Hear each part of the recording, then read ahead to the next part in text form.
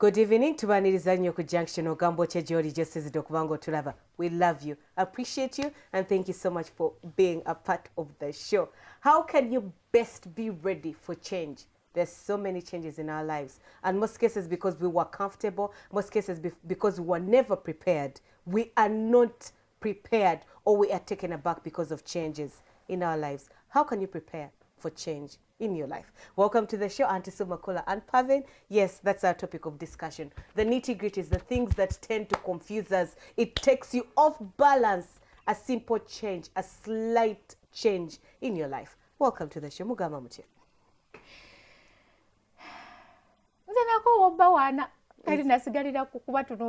Twebaza mukama ekitiibwa kya mukama. Thank you. Ka orange.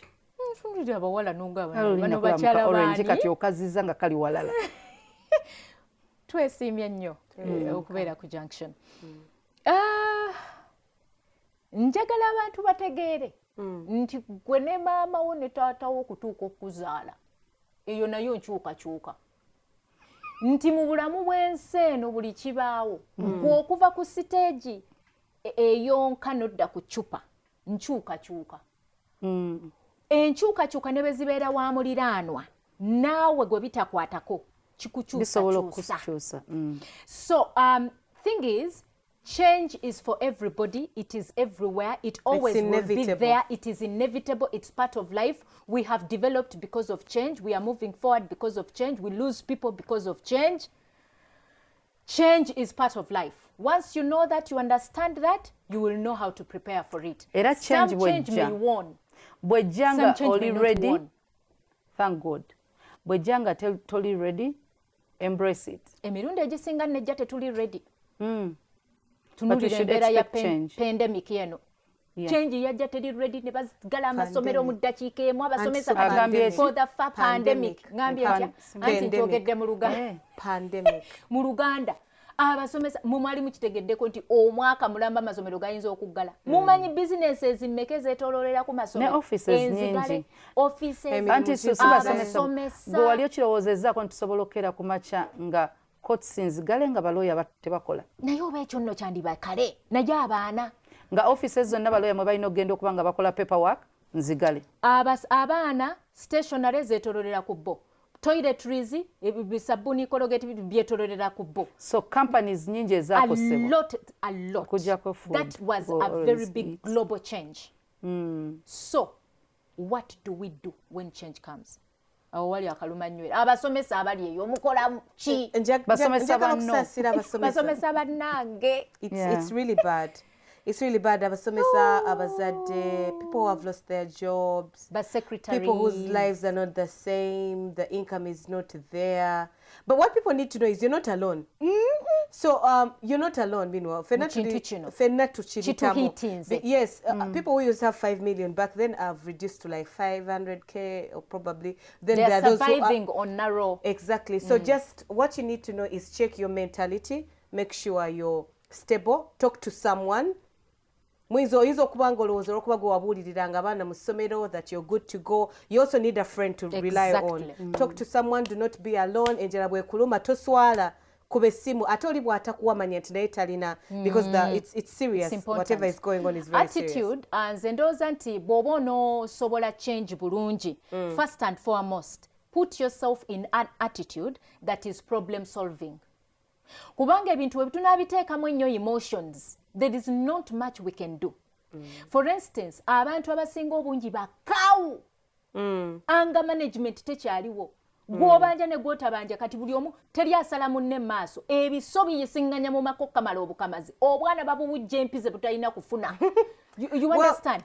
Because of change. I was brought up in a way whereby we were comfortable. We were not rich, but we were comfortable. Exactly. I used to get whatever I wanted if it was there, like if they could give. The answer was never no. It was Linda Co, and I would know that eventually it would come. True. So the biggest change in my life was losing my mom. Like when my mom died, I took a year back in school. Like I didn't repeat or whatever, but that whole semester sasoma. Like I gave up on life. I was like, now what is this? Because I didn't know that is something that could actually happen to me.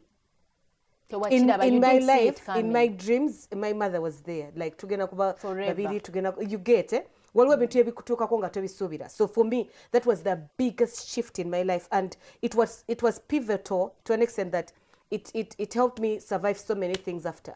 Like I can't be taken by surprise by anything. Exactly. I know that anything is possible. It's one of the biggest heartbreaks I've had. So you can't come and say you're going to break my heart. It's not possible. Because to me, that was the strongest love I had, you get, of that change that I never prepared for, that was never expected. I knew I was at the Racho wange ye yafa at that age. Bakajiwa, no balogambambi, no musasi. In my life, it wasn't there. So when it happened to me, it taught me so much. Nakula. Because mukukaba wano, tokaba, gwe first born, of no kaba bakunzijamu. Oshitegera netwala step of responsibility nemanye kati ninokula because before I knew I'd fall back on my mom in case something falls, I might fall back on her, but nakula oshitegera. It's something that happened in my life that taught me so much. So what I would want to tell people who are watching right now, yes, the life has been going on so well. The lawyers you talked about, wasome bitabo byonga tukwegombesa abana yafunyi, that's a lawyer. Oh my God, nekati otude waka no tandiko kwevuma. No, this should teach you something. Aunt Aaron Tulo told me sometime, mukama kuteka mu situation, and until you learn from that situation, you will never come out. You people, that is something. Buli wembera nechizibu obasanyi obabichi emera onengamba, you know what? God wants me to learn something from this situation. Chitufu. So what are you learning mweye embeera gy'olimu essaawa eno? Embeera ey'okunoba, ey'okunobwako, ey'omwana w'ofuna olubuto, ey'okubulwa omulimu, ey'okufiirwa bizinensi. Omwami akoleseewo. Embeera y'okuwola ne batakusasula. Miscarriages. Buli change yonna. Your child is sick. Gwe n'owulira nti owuwo yalina ekirwadde ekitali naye. Ate omanyi, many times change bw'ebeera ennungi, we take it for granted. We do. Oyinza n'obutakifaako. Era mbadde ngenda kugamba anti swallow change ennungi eyo abantu abasinga beerabira oba excitement ebeera waggulu nnyo. Usually etera oleeta obuzibu. They take it for granted. Oli nafuna promotion, nafuna a bigger pay, luli ebadde afuna 3 kali ali mu bukadde 3 n'akolerawo ebintu ng'ali excited. Nga tataddeemu bwongo. Kyekiri kye nagambye, we have to use emotions. Nti bw'ofuna promotion, weziba kampuni ezimu ezakolamu, ne bakuweerawo emmotoka, ne bakuweerawo apartment, ne bagamba obeere wano eri fully furnished. Not even that, obadde single, ofuna omwami. You're changing status. Yes. No getting excited, you fall off balance. N'olyoka omutika agazibuge wammwe gonna. N'otandika emikwano gyo bobadde nabo basinga bolesemabega. Nze bannange ngenda bannaye n'otambula nga ring ogiwuuba. All that is being emotional. Or reasoning capacity ne mental attitude. Tuyina okugenda empola kubanga each extreme is very important. Okugetinga changing nga nungi nnyo, you may lose balance. Kati ate n'okugetinga changing nga mbi nnyo era oyinza okwo. Mbadde nsaba twogere ku change eya buli muntu, getting married. Baby, kubira baby naawe. Kwata baby mwana. Ba Mary. I can't believe how bad they are. Why are you like this? It's okay. Ulikukwata simu. Nze nkuwadde olukusa. Nzisinga mukulu. Hello? Hello? Good afternoon, I'm on set. Let me call you back. Waliwo ebintu ebitasobola linda. Songa change eyo. Olaba Pavini, change bwezze. N'okikwasaganya. N'otegeera nti. Tutunulireko anti-so change, eri positive. Tutunulireko kimu ndooza ku kimu. Waliwo change enejja obadde single, man or woman, ofunye mu bulamu bwo ofunye omuntu azze, ne weerabira nti kyogendamu see just a wedding. There is a responsibility. Kati gy'otutte a big one, by the way. Ndooza mbulamu yesinga kubanga eyo bw'otekinga step eyo eddako ogenda yingizaamu abaana. Ate ne gy'ovudde teweerabira nnyo. So kikuyambe like Pavini akyogeddeko nti ofunye omusajja oli mu community erimu abantu abangi, abamu nga basingo, abamu nga bafeilinga. Nojja n'ofuuka ekizibu. Ofuuse ekizibu, yes you're happy, celebrate. Naye kati bano abatannaba n'obalowoozesa they have failed in life. Naye omanyi nti oyinza ofuuka ekizibu nga tokigenderedde. Yeah, nawe walindiriranga naye nawe olina obeerako sensitive anti so. Kaakati njagala ate tutegeere. Bagamba wali omulema tokola ki? Tofunyizaawo ngalo naye ate njagala tutegeere omuntu ali mu bujulizi bwe nga byebiro bye mwagalize Ante tugambe butayagaliza akajanja oleeta akajanja anti kakati munnange kundi kumbaga yange tebatugamba tulina okubega ndi mu kusanyuka mbalaga empeta nange munnange kyamagero kyange akumbaga obayo nakuwala nakibi unafat because I said tuli mu church as in see testimony time. It's not a testimony time. It may not be testimony time, but to me it is right. You can't be walking around. Ebigambo waliwo okutandika okugamba kakati olaba mulaba nze bwe nfunye omwami ati wamweyisa bubi wondirako n'ebigambo ebyo si kituufu. Paul in the Bible yayogera ku kintu ky'obutayogera obutakola oba kwogera kintu kyesitaze omulala because abamu bali weaker in faith kuffe nti nze nyinza okuba ndi strong nti Pavin wanajja n'empeta nanga bananga getting married bichi ng'akiyimba nze ndi strong. There's no one strong enough. Waliwo omuntu single. Ne bwemba nkwagaliza. Of course, you know how to say, is she trying to, make me feel bad? Chechiri chenagambye attitude. Just tell me. Auntie, so it's like this. Tell me, oh my God, I got engaged. Let me be the one. Don't over-remind me. Kono change ajifunye mbulamubo how you're supposed to behave. Kubanga no changes. Bano soko bajeko. Akatebe kabadde atudde kabadde naye ku mpiso. Ekyamagero kizze. Sometimes excitement cannot be controlled. How do you handle it? Can't. That's that kyamagero of yours, madam? Anti kyekiri kye nagambye reasoning capacity and not emotions. Don't get too excited kulowooza sabalala nti bakolimire. Yes, at the same time, tokudaalira balala. Exactly. But don't be there and say, Kale, I used to be like you. That's a term for witches. And I'm not going to be like you, Katigwe Yavayo. Imagine someone failed. For me, don't tell me your stories. Marriage is hard. Ngoliba be Yavayo. Timunange nange nalinga mwe, nalindanga mwe, nange tebyali byangu, namwe biro bya mwe. Auntie, even in that tone, waliwo wasn't yokudala. Awo yamanyi. But you just need to know. Kati obabulirira ki? Obo bujja. Waliwo okubeera nga bantu oba ina saako. Nga mikwano gyo. Pavin nga toyina bw'otayinza na babuulira. Babuulire naye how? But how? Naye omanyi nti ne mu inasaaka era eriyo abajja okukiikira ensingo wadde tebajja kukulaga wano.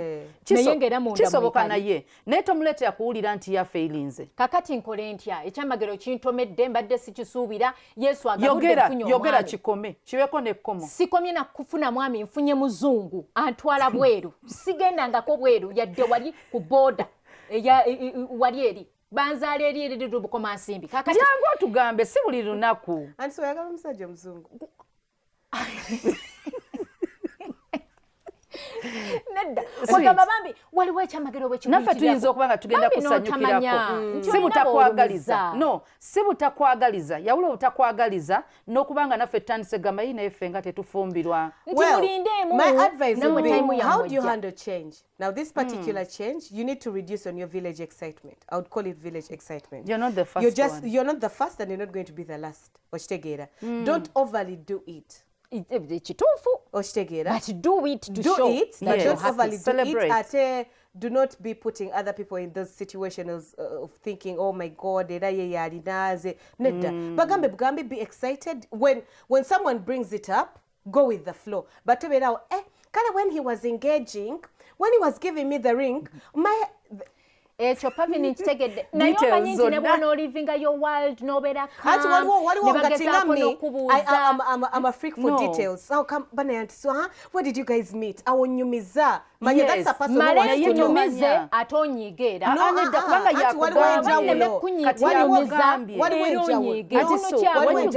Waliwo ajja okujja nga bw'omunyumiza agamanya amubuuziza ng'ovuddewo. And genuinely ani akubuuziza? Okutubulya nti you are in a 5-star hotel. Era ne bwe munansaba Pavin obbanyumiza mbabuulire bwe byatandika bankwana batya. Tosobola buli kimu. Some of us are good people. Just know the people you're dealing with. Me what I think is to balance the emotions. Amaaso tegalimba. Anti si bw'ofuna amawulire g'amalungi. No, the eyes will always betray. Even your guts, gwe ng'omuntu okimanyi that your gut doesn't lie. Waliwo w'omanya nti oyo Pavin tanjagaliza. We are friends but she doesn't. Era w'omugamba mutunule bw'oti mu liiso omugambe, I got engaged. I'll be like, oh my God. the eye will have a chiyenge of some sort.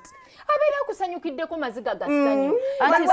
Sometimes let us know nti abantu engeri gye tabali mu bwongo na mu mitima.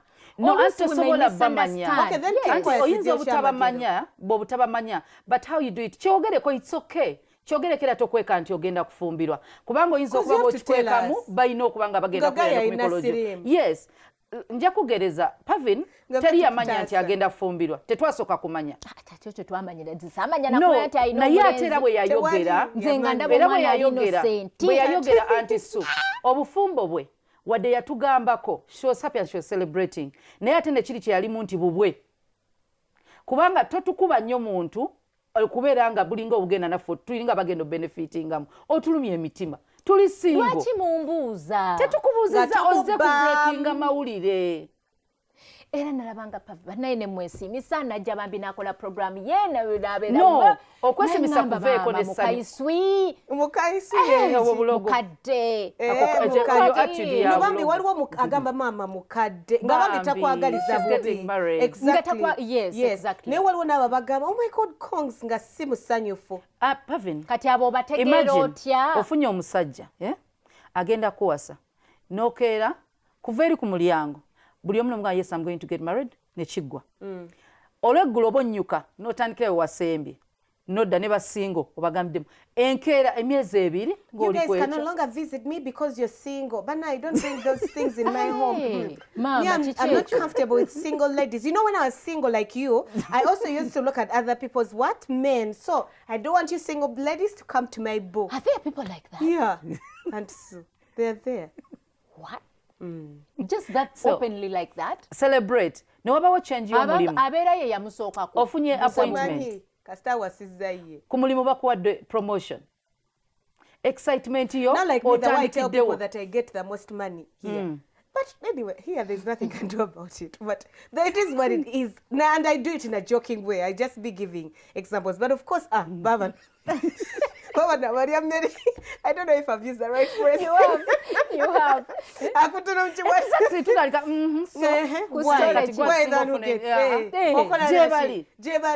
But what I was telling people is it will not take away your miracle. But even keeping quiet also will not take it away.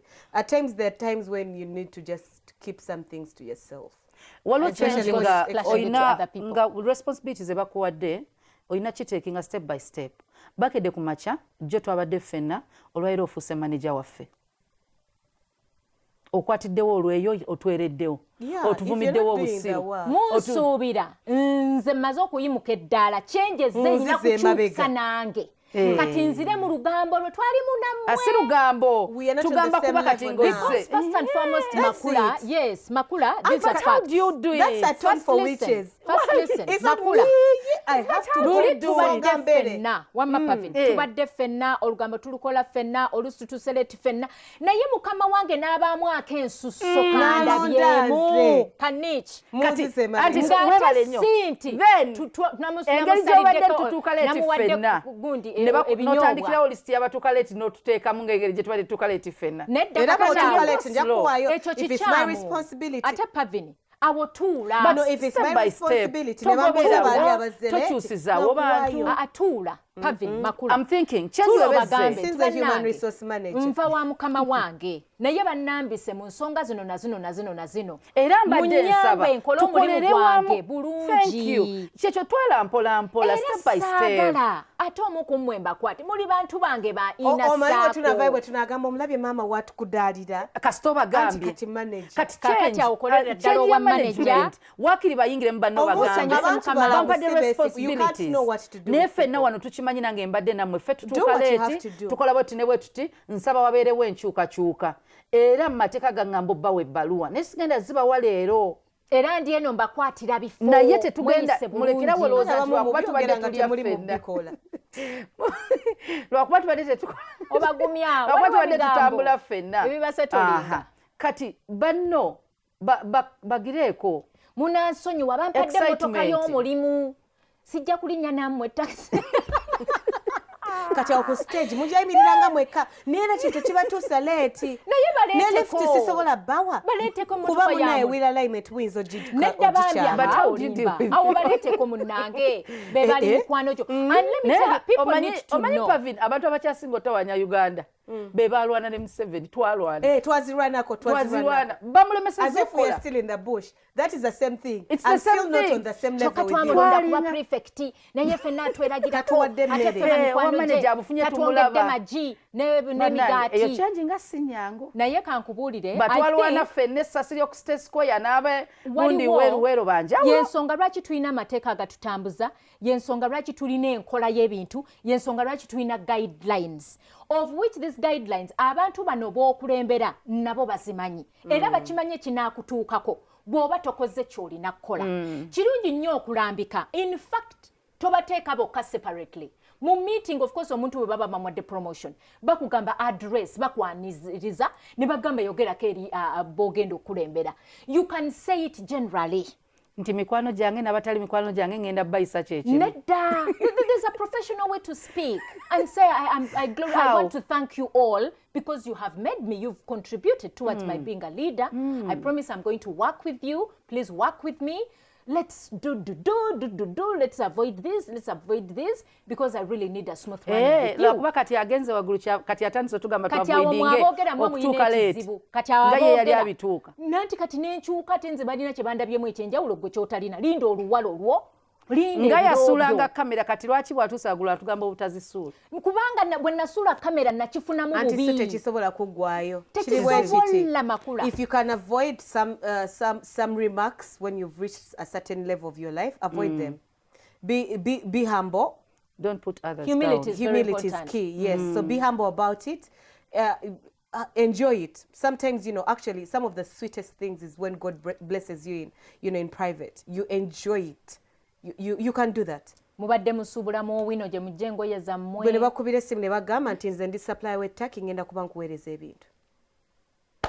Okyali ku Junction tukyagendera ddala maaso on how to deal with change when it comes in your life. Tovaawo.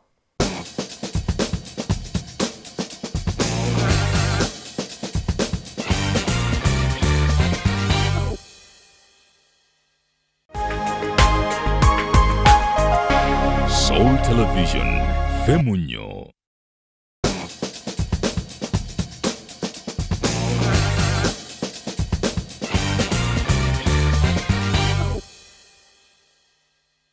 Tukyagendera ddala maaso okyali ku Junction era nga twogera on ways on how to deal with change. So many people experience change and it stops their well-being. It stops their livelihood. Naviira ddala ku mulamwa nastrayinga nataddira ddala ngulu. Obadde ne ssente ekidduka ovuga kya bbeeyi ssente zimaze bagamba ssente mugenyi ziweddewo abaana basomera mu masomero ga bbeeyi olemeddeko mu masomero eyo toyagala kukyusa mbeera weewola kwoli ne weewola kwoli to keep up with nawe olina bye wali wamanyira wali yambalanga tuyabukadde buna tewayamba essente zino njagala eyo tuveeyo anti sitoteeka mu mutima mubi tewayamba gwakikinaza no koma wali walina ssente anti oyinza okutya okusaba okuyambibwa kubanga tewali ki ne bwe mba nayamba si kirungi okuva waggulu bambi nodda wansi kati change eyezze bwebezze embrace it ekintu kyonna bwe kiba tekikututeeka obulamu kitegeeza mukama akuwadde obuvunaanyizibwa oba akuwadde chance okuddamu to think things over era okyayinza okuddayo waggulu oba olyawo n'okukirawo. If you are the man dealing with such an incident, talk to your spouse. Ate yogera ne mukyala teboogera omukyala mugambe in time because abakyala abamu we are quite extravagant of the hair I'm going to plait, the clothes I'm going to put on.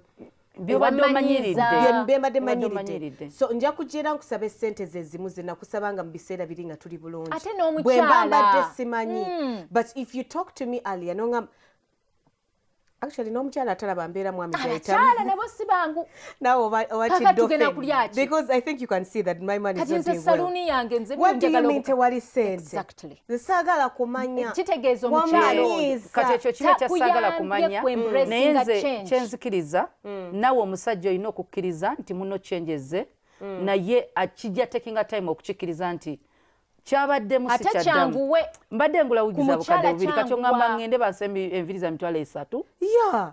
Yes, Makula. time. When you're the wife, yes. Yes, that Tewali is na true. time Ate Makula. time njikuwedde Saving ano sente saving zikweko. obusente obutono obuliwo ne bukola ekirala.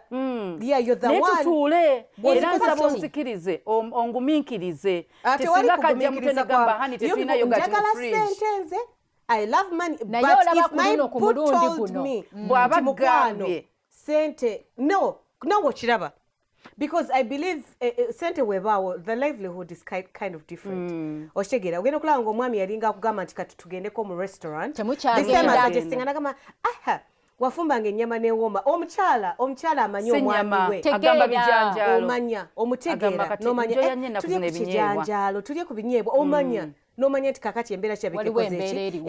ekalubyemu and there's nothing as Good as beautiful as understanding. having your wife adjusting that Understanding and quickly. adjust. Yeah. Makula, I believe Because the that's what you adjustment should need. be done like True. this. Very true. Kitandika Yeah. naawe Instantly. because kati gwe bw'onoogamba nti oyagala obudde abaana bakole batya Exactly. because I believe it's the children who should be given time. nzikiriza Pavin Guli naye muntu mukulu, bakuzaala ne ky'oyitamu- ssente. tebanzaala na ssente Kale, naye bayinza okuba ky'oyitamu bakuzaala kitegedde nazo anti gwe money. wali But wakimanyiiza ziweddewo. kituufu naye enfulumye wabweru nezijjukira nti bannange nina engatto y'omukolo gye nina okgenda naye njagamba hani anti katulina omukolo olweri status gye nalimu era Kati be togenda ku mukolo. bakyampita Yamba- kati njagala yambala togenda ku kuziriwo. mukolo. Aha, kati bebi Ayambale nawe njagala kuziriwo. okitegeere nti nange pressure ndi mu kuadjustinga No. like you It's a stupid Gw'oli wife muntu mukulu. who will refuse to adjust.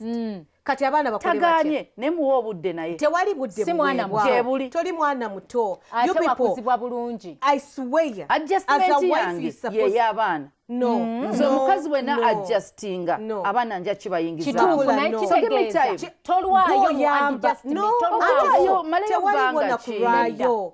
Omwami bw'akugamba nti sente Wakikugambidde. tewali naawe n'okiraba nga ddala True. tewali gwe ayina as a wife you Muyambe. take responsibility. Omujje Nga Mangu tutunda nnyo, TV. gw'ogenda tutunde TV ogule engatto Hey. obufumbo buleke madamu Ate tobusobola nga teziri mu kabadde ezijjudde muli. ze walinga ogula mu biri ebiro Ne buwingi. tezigendera ku obuli lugoye mu olwenina kabadde. wamanyiiza Mu bebi kabadda. Ne- wamanyiiza Kankubuulire Makula. Obufumbo bukwasaganyizibwa kye bayita omukazi ng'otegeera omwami naye wo nawe n'embeera kyenjagala nawe ezeewo. okkirize nti Gojja kyenje eze omuzimba. mu bulamu bwo eringa eze n'ewange kaŋŋambe seeringa eze Kati n'ewange yangu wojambale. nawe nga bwe muyambeko. ludde nawe nga bwe Tutuule. kirudde okutuula mu mutwe nti sente zibuze Let me give an example. Nange Omwami empata container ye ekintuulemu. no. Omwami container ye egudde mazzi. Kati mu mbeera nga gye tulimu for instance. Ne just webanga in case. seno mbeera let me say nga things that bibadde Bitikiri abalala balaba tight. bali bulungi Yep. naye omwami wo container egudde mazzi sente zikoze eki Zikendedde. zikendedde Oba zeesibye. omanyi how life will be simpler bw'agenda wa mukyala we namugamba mwami tukoze tutya N'amutegeera. n'amutegeererawo n'abivaako That's the byonna best. byonna it is the best mu bwangu ddala omwami addamu amaanyi agakola mu N'okulowooza. bwangu ddala n'okuyiiya kwanguwa Tewaba nagamba na mukyala wange stress. bambi kwena embaga yandiyambadde akagatta akapya naye Naye. rabazze mu ngatto True. awo omukyala w'oyambira omwami w'okukola to work Kye harder. bayita okubeera But let me helper. tell you ate abaami tebeerabira the Nkikiriza same abakyala ekyo. tebeerabira sente zibwaddewo o insisting nti ze wammanyiza bwazifuna ojja kulaba yes kituufu naye adjustment eno gy'oŋŋamba engeri gye mbadde nti sibimanyidde waliyo yasobola what do you mean simanyidde butaba mu ssente oli muntu mukulu naawe tolowooza nga mwana muto yes ndi muntu mukulu Alright. mbadde Azijje simanyidde wabbe. Sente ze teziriwo bakubikanga. kati nzikiriza nange obudde mbadde oli kale Ze tunywa wayonka mata. kiro 2 eza sukaali wiiki katulina kunywa emu wiiki makula Emu wiiki ate beba abakulu abantu temunywa. omanyi omusajja kyagenda okukola Sukaali to keep up w'abaana. with your extravagant ways To ennyumba steal. agenda gimogeginga bigaana okukwatayo nga bwe yali alowooza Akwekwasa. babasuule ku kkubo okaabe anti Geza- wamanyira kubanga- kwebakira mu esi kati esi ojja gisanga fresh mu bulungi Kati- ne mu bubi kati obubi buzze gwogamba nti Munno samanyira muyambeko. bubi njagala bulungi jjukira kwokka. abaami baffe bano watuukira n'okweyambulira n'akweyabiza Nti naggala munaye ekintu. kigaanye. aba akwesiga mugambe nti kaakati okay obadde olinawo mmeka oba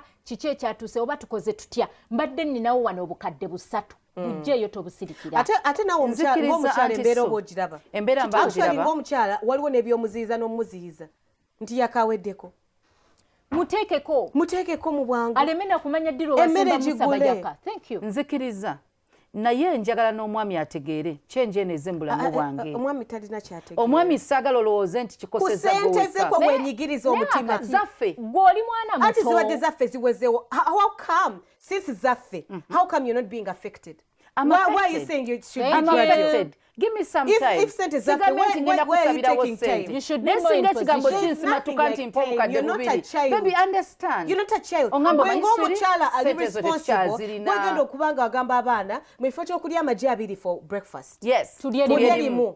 limu naye kati omukyala omusirusiru Exactly. akyasaba miliyoni esatu Okkiriza nti change ez'enviiri yange. ogenda kusobola otya Okkiriza nti no okumanaginga change abaana gye nnyingiddemu. Nze nina okuyamba change abaana. gyoyingiddemu Nti nyambaako, bakuzaaliramu nkakkane. omwana Nyambaako bamuzaaliramu munnange stress eyo kajje What do you mean ntandise zikakkane bakuzaaliramu se okay gye bali bazaaliramu Makula. sente Zibaddemu. but you have to ensonga lwaki understand you are a helper and you have a strong actually this is the only time you have to be a help Abakyala. ebirala toyambanga Abakyala. naye mugwavu omusajja omuyamba olaba nti ffe abakyala katonda yatuwa ekintu ekyokubeera nga tuli mu we bugumiikiriza endure more We endure True. more. kakati omusajja ono ogenda mukanga bwoti bw'omulaga nti gwe ate n'okudda ewaka tagenda nakudda ng'akatono ke yandikozemu investment agambaho omukyala agenda kantwalako Afunamu essaati ze n'atandika okulimba abanditudde ne muteesa ebintu byammwe n'akuleka era bwe muba nga mubadde mupangisa akuleka mu nnyumba n'agamba kaŋŋende Anti so nzikiriza. be Sente basajja zino boolaba oluusi okuggwaawo. abeetuga ne bafa Omusajja nga change mutadde ewaka ne mu Basha. kibira bisobedde Bimusobedde. nzikiriza mukazi nina okukyuka. Immediately. Not immediately. Immediately, Tojjirawo Makula. ng'ogamba ziweddewo You kati are kyoba wife okola and you tutunde have to engato zonna change. z'olina mu closet. No, Tutunde amasuuka the gonna. immediate change we are talking about is Kati sente cause You just tewali it in your head. sente tewali. tewali so tonsaba ngatto mpya Okay. kwegamba kale tukole sente bwe tuti. tewali tonsaba Nviiri. nkoko nga waliwo ennyama mu fridge kankinnyonnyole bulungi njagala tutuule ng'abafumbo Good. tutegeere tukatinge costs ezitali basic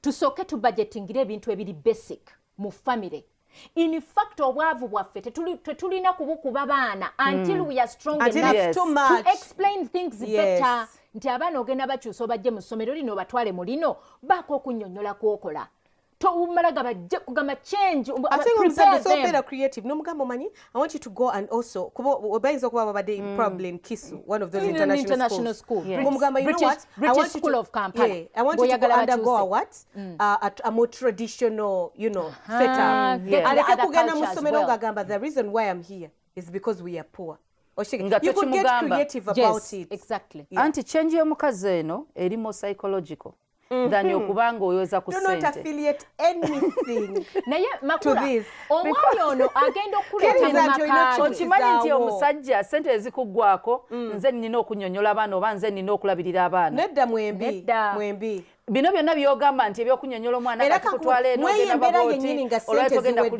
ziweddewo. nkoko tugenda toothpaste kulya ogula ki Avien avien toothpaste akekereza kati bwe kati ne mutukula ng'ate amaanyi kakola. katini ate kagenda batwala ebbanga ddene abaana bonna Eha, n'obagamba kati muleete ekyo obusenya. njagala nti no, we are onyonnyole. not comparing the Avien toothpaste to the change. No, Stop not the lying. change. Or No, to kati the kenjagala being gradual. nnyonnyola nti okalaba kano si ssente. No, but Kakola it bulungi. doesn't cost. Like you it's not said in cheap. Yamasomo, it's not cheap, that's true. But it's going to maintain you. It's going to keep you in that Kalwangala, position. Kati ng'omukyala, kalwawo. you people, tujja komawo Avien for a perfect smell, good breath, your teeth to be taken care of. n'abaami abalina N'abaami. obuzibu kunya bumwa amannyo galimu ebituli amannyo gasanyalala tokyalya kikajjo Bagakuula tokyalya buli nnyama. ssaawa. Bagagyamu gwe buli watuka Ate bagamba buli kiri lye bubi. bakuula Naye ng'obwate buwuka. teriddamu buli lye bakuula teriddamu Omanyi buli lye okuza bakuula Okimanyi olwo ate abantu likosa abatakyalya abalala. nanaasi bintu Ne binyogoga apple, tebakyalya nga amanyo grapes gali and very apples. sensitive n'emicungwa so tewetaaga ddagala ly'amanyo lirina bintu bingi. Just buy Avien Avien. ekutaase mu buli mbeera Ate- obeere nga weewonya ne ssente z'okugenda mu dentist okubeera nga Kituufu. buli seera okugula Expensive. Spendinga amannyo. ssente. Expensive. Enamba 0702 nooti 7 nooti 2 84 84 65 65 30 Giddemu. 3 0702 nooti 7 nooti 2 84 84 65 65 30 3 call them whatsapp them this woman is mubabuuze amazing. ebibuuzo buli kimu kyonna kyonna kyoyagala Byonna. okumanya Save ekisingawo money, save your life. Exactly. Okosavien. Exactly. use Avien toothpaste. ate ajjukira n'amannyo gano waagalabye ge gagenda okuwanirira paka emyaka 10 Naye okimanyi nti amanyo gatta. obuwuka bw'amannyo buttira ddala Ofa. so abantu abasinga balowooza hygiene y'omu kamwa just kulabika bulungi but obuwuka obwo obulimu olina anti kakuleeta infection eno kayinza bananga okukula amannyo ng'okyali muto kakati change makula sagala tuddeemu eri change y'oli omukyalo musiru kubanze those are the people I don't kubuulirira twogere ku mukyala ng'omwami akufuddeko god forbid mwabadde ne ssente nga y'abadde breadwinner ng'akufuddeko as in dead yeah Yes. dead change eyezze change eyezze akulekedde abaana and probably akulekedde even with family members to deal with the ones that never ever got to accept you. How do you deal with that kind of change?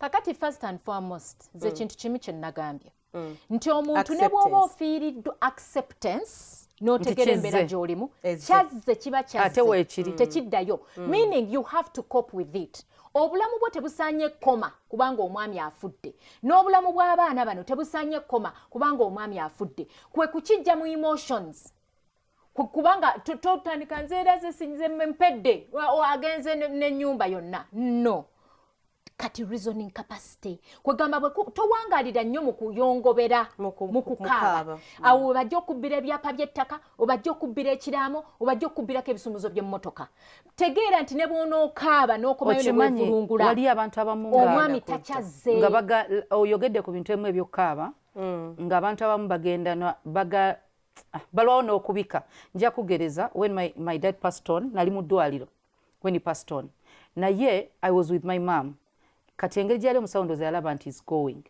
yategeera nti afudde in fact yategeera yali bbaawe era yakaaba naye nekyanembuuza nanga atofayo bigenda naye ng'akitegedde naye kyenamuyigirako ekintu kimu because gye twakulira tuli mu family ennene steps abantu baali bangi yalwalira ebbanga ddene then we had family members abajja okubeera ewaka bwe bajja okubeera ewaka kitegeeza ewaka it was a mess yasooka kubira my sister namugamba gala ekisenge kyange ye mukyalo omugezigezi gala wano ne wano kwata ebisumuluzo by'emmotoka kya kino na kino ndi mu ddwaliro gundi afudde because omusajja aba amanyi abaana be ono mugumu n'agamba si mwagumu egatugamba abakyala bazibu nnyo naye aba mugumu yes beera mugumu yali akuze omuntu alwadde ebbanga omanyi waliwo omuntu gw'olwaza ng'essaawa yonna omakula kiri bwe kiti kubanga ffe ababeerawo ffe abajja ng'abakungubazi ng'omukyala akaaba ekyapa mwakikwese tobuuza bibuuzo prepare yourselves I'm not saying prepare yourselves but be people abedda twalinga tetubikola naye nga mubikoleko before si kukufiirwa kwennyini okimanyi abakakati bwe batakikola abedda omukazi yamanya anfiiriddwa tuddawa no abakati omuntu akola ekiraamo nga kya vidiyo bagenda okufa so do it omuntu agenda okufa so that you don't have to mourn as you call for things yagwawadde abantu b'ennaku zino laavu ntono obeera olinda n'olinda oba yafa ddi naye anti so ogambye nti kyolina okukkiriza nti omuntu afudde lowooza ku baana n'obulwadde bw'ennaku zino buli very expensive so I'm sorry to say this but otuuka okutuka nga some of the family members are tired because they have to pay cancer institute then omutima nagwo mulwadde family members abatonenya baba bafuddeyo n'okuyamba exactly sente zifuluma nga nnyingi ng'omukyala ali mugamba ng'akimanyi togenda wona probably because omusawo yamugambye they are taking faith naye nga sente ze bafulumya zandisasudde abaana school fees for like 5 years okitegeera so omukyala n'atuuka mu mbeera nga takyayagala nakumanya kubanga alowooza kuki ku baana but those are bad things okitegeera so I'm thinking it's better you plan do your wills or whatever ebintu bibere nga biri set ndoza twogereko na atannafa oba atannafiirwa abasawo balaba abo anti ffenna tukimanyi nti tujja kufa ekiseera kijja kujja kyobola bw'otuuka mu myaka egy'obuvunaanyizibwa nti olina by'okoze oyinza okuba tonnazaala tonnafumbirwa bw'oba olinawo by'okoze birowoozeeko biddawa bwakatonda bwakwongera obulamu nowasa don't be selfish gattako bugaso omanye mukyala wange mulekawa omwami wange mulekawa abaana mbalekawa bwo accumulatinze obutono bagamba abaganda bagamba kyofa togabye walumbe yakigaba something like that kati nti bw'oba ofudde tokigabye ye will okigabira mu will. Oleka ekiwandiiko. Yes, era abantu abagamba nti sikola kirambo mba ntidde kufa. And video is better munange. Video kizibu ya forginga chokola abantu bagenze mu videos. Videos tebazigeta. Wandiika ekiwandiiko naye nga kikorrespondinga ne video. Ate copy togiwa muntu omu. Send it to everyone. Abantu nga bana. Yeah. You know? Obenga otaasa kubanga ne baganda baffe bannyinaffe nabo baafuuka bazibu tomanyi kirumanga muntu kufa nga badde n'ebintu nga tebamanyi ngeri ya bigaba ate kiba was nga family eyo omusajja abaddemu n'abaana abalala nga siba mukazi omu kibeera kizibu nnyo kyangu nnyo nga family emu. That is the change that you can plan for, because we all know death is inevitable. So if you can plan for it, especially for the stay-home mums, nga toina oche wekoleddewo, you people, you should bear omuntu omuyiiya.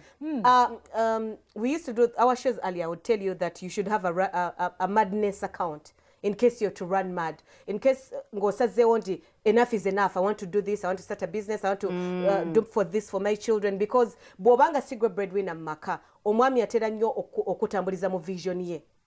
But waliwo wotuka ekiseera nga oyina obwegerero because you can bring something to the table.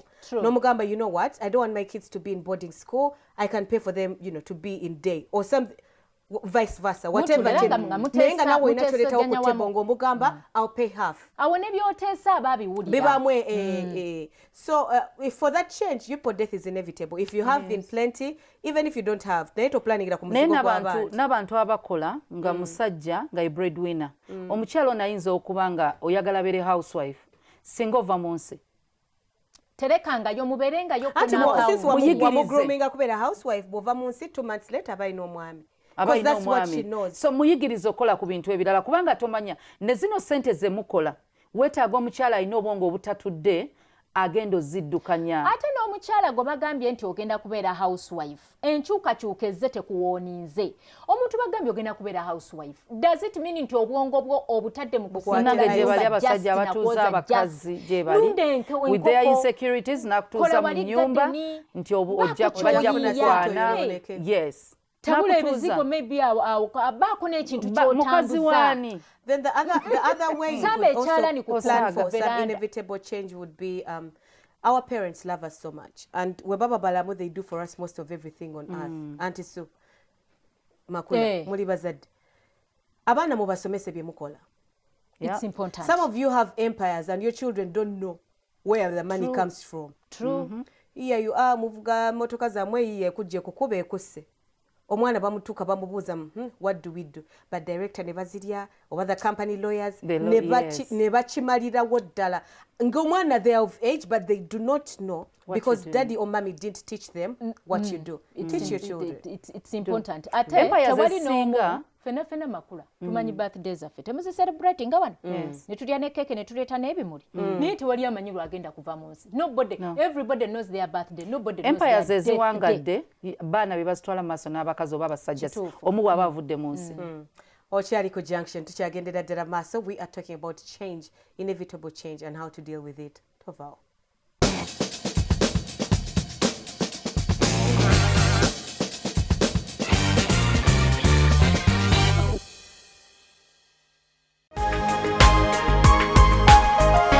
Soul Television, Femunyo.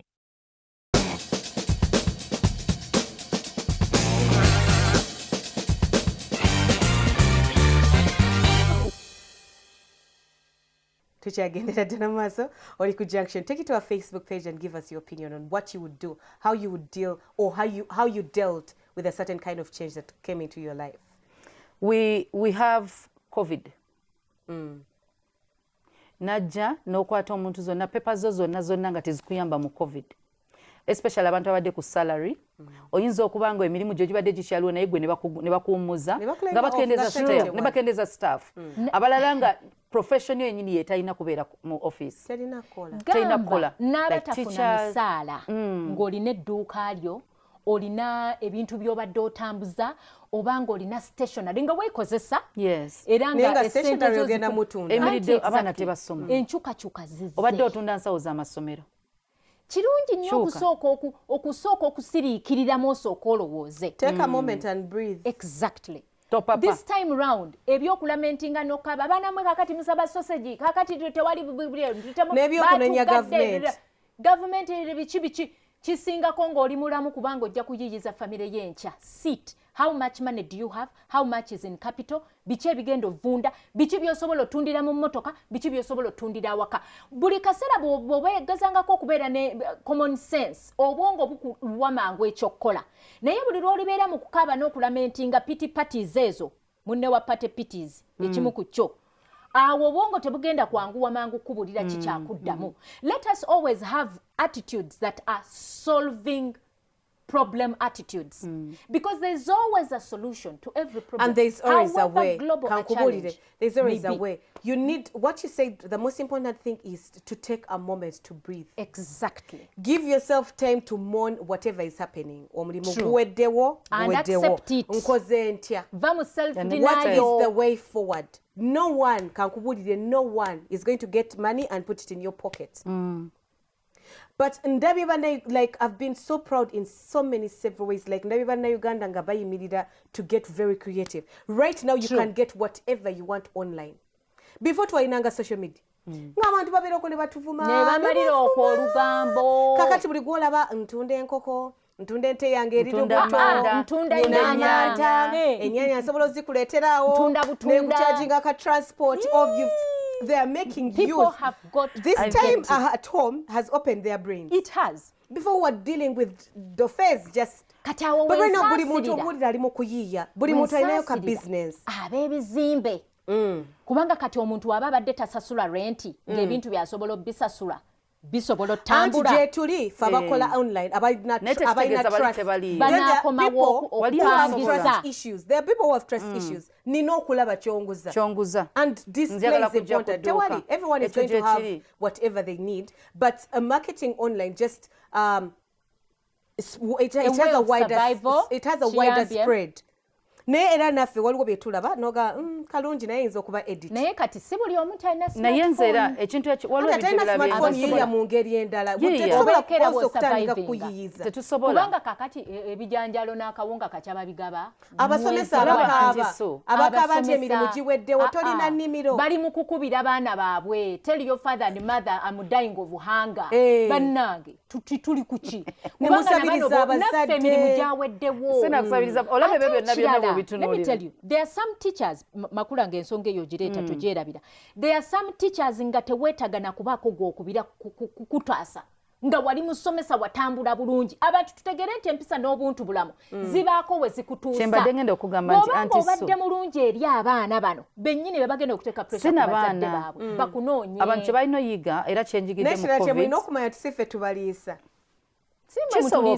Kisoboka naye Pavin gwe kigenderere COVID like you said social media lingo omuntu adde okuvuma buvumi muntu wadde osoma otya wadde oyinaki wadde okola ki kyolina omanya nti capital gw'osinga okwetaga bayita bantu at the end of the day ye capital gw'osinga okwagala n'obwoba olazeewa n'obulamu obwo. Choose your life before anything. Basomesa bangi nnyo abagetinze so desperate batandise okukola obukuukulu mu coaching. Omwana ajja kujja n'eki COVID she. We have to be careful. You have to be very vigilant. Bakuba mataffaali batunde basubule ebintu think outside the box, be creative, teach online. True. Start up a YouTube channel obagambe me I'm a teacher of science and I'm going to take up this chance. Ogamba abantu bakatambuzi. I teach music, I teach sciences. Use some online. People be creative. Avoid if you can avoid the contact, please avoid. Ate abantu beerabidde n'ebintu. Oli wa boda babadde bazikoze eki baziyimiriza okusitula abantu okomplaininga. But you can transport ebintu. Oli akutumya ensawo ye ey'amanda tasobola tuukayo binone babbanga bibbaate. Anti so genderera ababoda abasinga abali mufuna emirimu be baboda abali unfaithful abali abalina empisa embi genuine ones betwakubiranga amasimu. Tulina baboda men betwayinga tukozesa nga mwesigwa. That's it. I have my guy called Kagame. Omukubira Michael njagala kino genda okirete Michael genda olete. Osobola n'omutuma n'ogamba nti gende Jinja genda Kabale genda ondetere ekintu kino. Because mwesigwa nti kati tugamba nti abantu in life nazitwala awantu. Kati abantu bayiga obuntu bulamu kubanga olwairo gwoyisa obubi tomanya change egenda kujja in your life obeere ng'omwetaaga. Oyinza okuba gw'obadde ovumira ku social media nga ye one pavin Nga ng'olwaliro byogenda okuyamba. otunda online pavin needs to be your client Yogenda okugula. ate Ng'ate gwe bajja okugamba. Twagambye okusonyiwa maama.